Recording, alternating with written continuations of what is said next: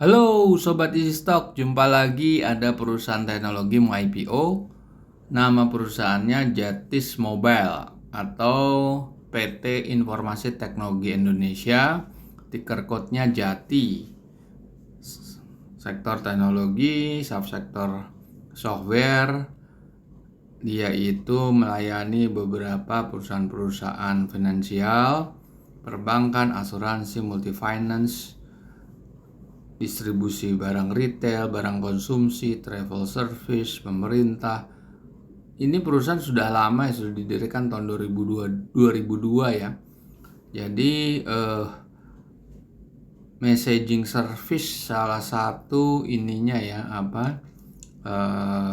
atau managed service ya. Ini salah satu produk utamanya seperti teknologi chatbot, message reroute, chat commerce, sales interactive messaging, customer service 24/7 dan lain sebagainya lah.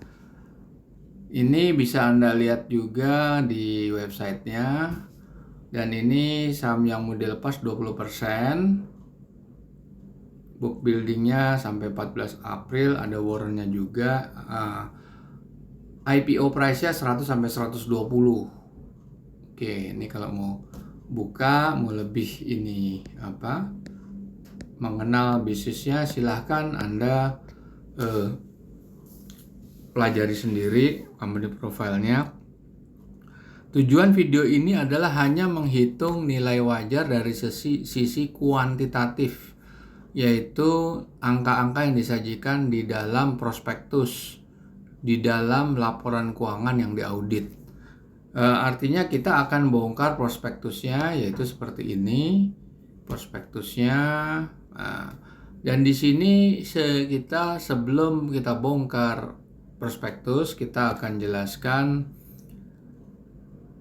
Video ini menggunakan metodenya Benjamin Graham dari bukunya Security Analysis dan Intelligent Investor, menggunakan formulasinya Benjamin Graham yang merupakan guru Warren Buffett, dan buku ini digunakan Warren Buffett untuk menghitung nilai wajar saham yang listed di bursa.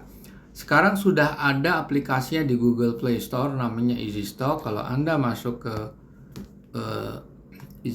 Google Play Store, Anda ketik Easy Stock, Anda open seperti ini. Nah, di bawah itu ada fitur True Value IPO, disitulah cara ngitungnya nanti. Anda ngitungnya seperti itu. Nah, kalau yang ini ada 850 saham yang Anda bisa lihat perbandingan harga pasarnya dengan nilai wajar tertinggi dan terendah. Oke, kita buka prospektus ya. Di dalam prospektus yang paling utama, yang paling penting adalah berapa outstanding share-nya. Oke. Outstanding share-nya itu di sini. Sebelum saham itu dilepas ke publik, terdapat 3,2 miliar lembar. Dilepas 650 jutaan, sehingga atau ekivalennya ekivalennya setelah warrant ya, ini sebelum warrant nih. Ekivalennya 20%. Jadi yang dilepas 652 juta menjadi total outstanding share jadi 3,2 miliar. Oke, sekarang kita langsung masuk kepada laporan auditnya. Oke. Di laporan audit kita periksa dulu neracanya. Di neraca kita cuma fokus kepada aset lancar. Di aset lancar kita cari netnya. Netnya itu harus kita ada akun-akun yang harus kita keluarkan. Satu, uang muka, pajak dibayar di muka, dan biaya dibayar di muka, juga dana yang dibatasi penggunaannya. Nah, kita akan menghitung di 2 periode, yaitu periode full year 2021 dan periode yang last update yaitu 30 September 2022 atau 9 bulan. Jadi rumus filosofinya adalah mensetahunkan semua perhitungan. Kalau neraca itu more or less udah merepresentasikan 12 bulan ya.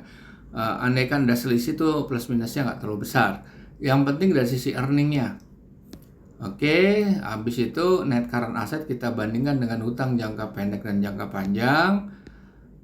Dan kita langsung masuk ke P&L. Di P&L kita fokus pada laba bersih setelah pajak.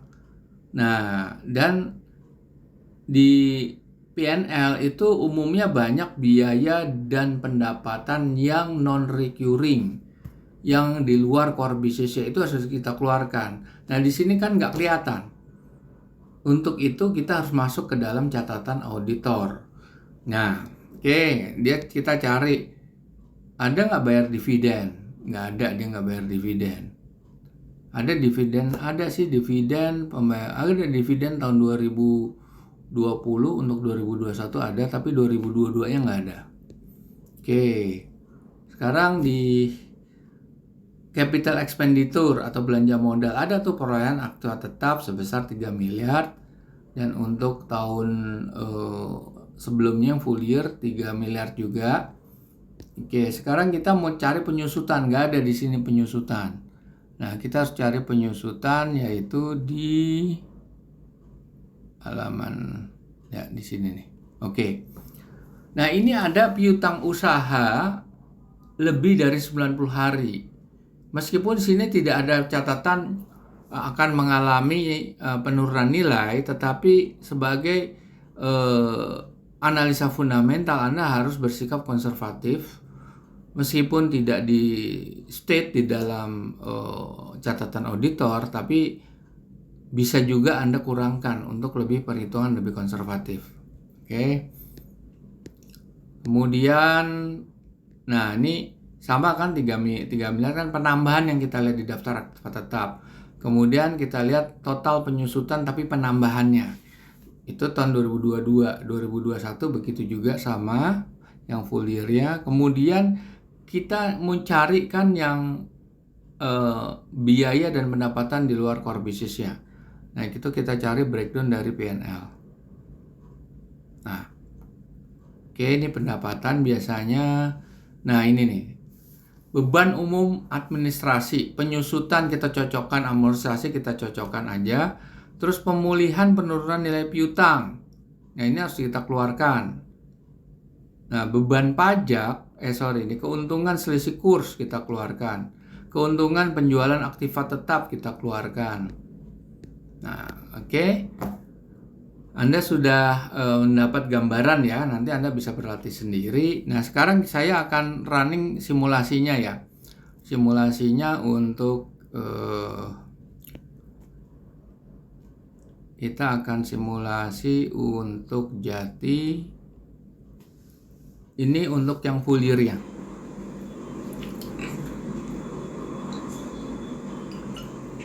Anda isi data-data perusahaan, jangan lupa email Anda.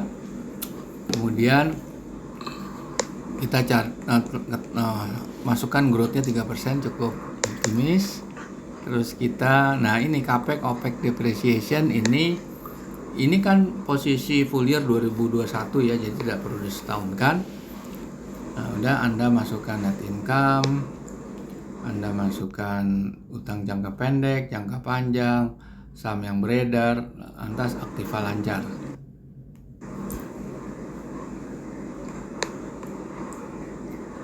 Harganya 100 sampai 120 kan IPO price. Berapa dia nilai wajarnya untuk tahun lalu? Kita lihat 95. Paling tinggi ya. Dia kan minta 100 ya sampai 120. Ya nggak terlalu mahal, tapi kalau kita mau cari untung ya harganya masih mahal sebetulnya. Kita lihat laporan terakhir seperti apa. Kita isi laporan keuangan. Nah, government bond itu bisa dicari di Bloomberg, di CNBC, di Bank Indonesia yang tenor 10 tahun. Ingat tenornya 10 tahun ya. Nah, ini CAPEX, OPEX, depreciation harus disetahunkan. Kita langsung skip aja. Kita isi semua data-data. Kemudian yang terakhir net current asset. Kita lihat berapa nilai wajar. Klik yang check mark warna hijau, itu langsung mengkalkulasi sendiri nilai wajarnya berapa. 192 dan 183. Kalau dilihat laporan yang update-nya, artinya saham ini sebetulnya masih murah. Tadi kan 190 ya, terakhir ya. Coba kita lihat terakhirnya kan 190. Udah lupa saya. Nah, set.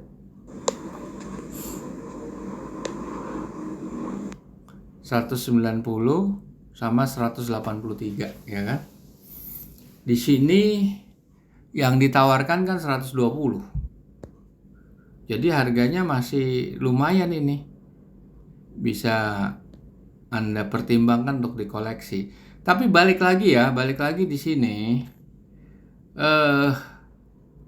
apa yang disajikan di kalkulasi dalam video ini karena ini murni dari fakta yang ada yang disajikan dalam laporan keuangan yang diaudit atau disajikan dalam bentuk prospektus oleh konsultan keuangan yang merupakan rekanan dari OJK, dan apa yang terjadi nanti pada saat listing itu bisa berbeda jauh karena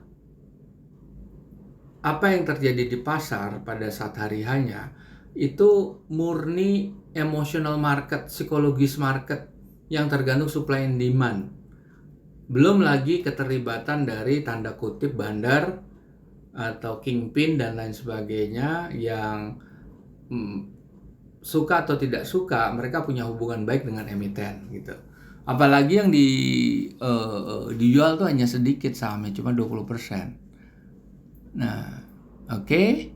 Kita apalagi kalau Anda waktu coba mau beli itu over subscribe. Jadi misalnya Anda pesen 100 juta dapatnya cuma 5 juta. Oke, kita jumpa lagi di lain kesempatan.